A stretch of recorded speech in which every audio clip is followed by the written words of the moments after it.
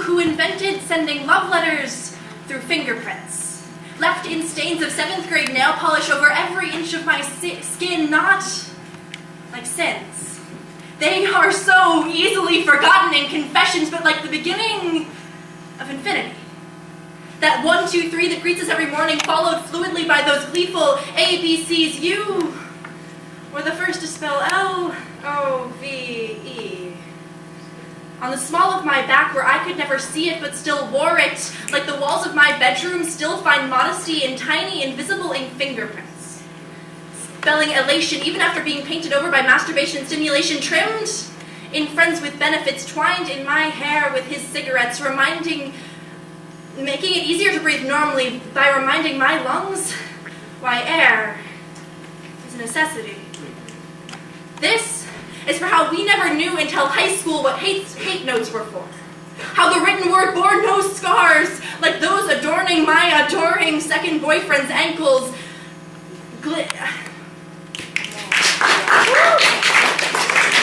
Sparkling in the sunlight with a single pearly definition of love that appeared nowhere in our 2,300,563 love notes, scattered like dust mites across your bedroom floor, gathering in corners, waiting to migrate from your floor to mine on the soles of my shoes.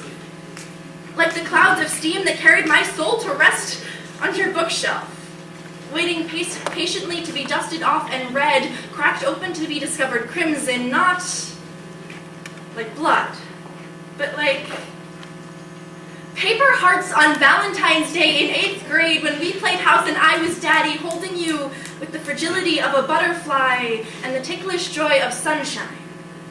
Red, like that thread that bound our fingers together, held them there, never tied, simply ensnared. So if we ever dared forget how much this meant, we would have to spend hours, if not days, disentangling our beautifully threaded fingers, in hopes that eventually frustration would spark some memory inherent to humanity about how if we just wait here quietly, soon we will discover memories under our fingernails like sales pitches under windshield wipers on a windy day, reminding me of the 93 lessons you taught me in average heartbeats per minute from all those times I counted as you rested your head on my chest, my hand on your breast, plus the 27 distinct lines on your lips that I never actually kissed.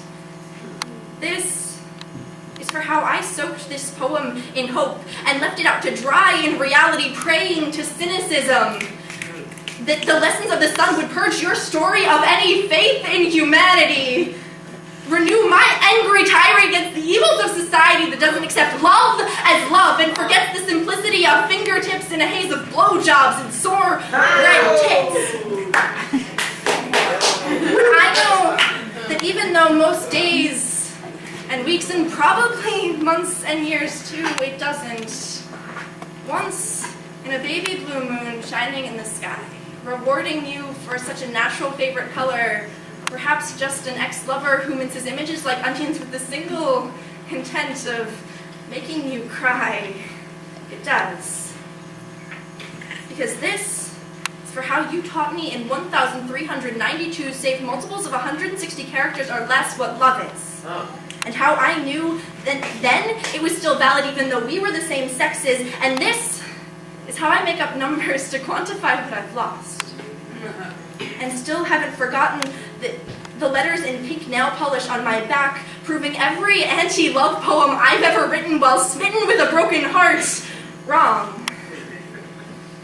Even that one about how after we were done, I had broken you down to a lopsided marionette, hanging sadly, waiting to be straightened by steady hands that have long outgrown you and will never come back to fulfill your prayers, floating like smoke from your lips, confirming like every one of his cigarettes that life is every nightmare you ever dreamed it could be.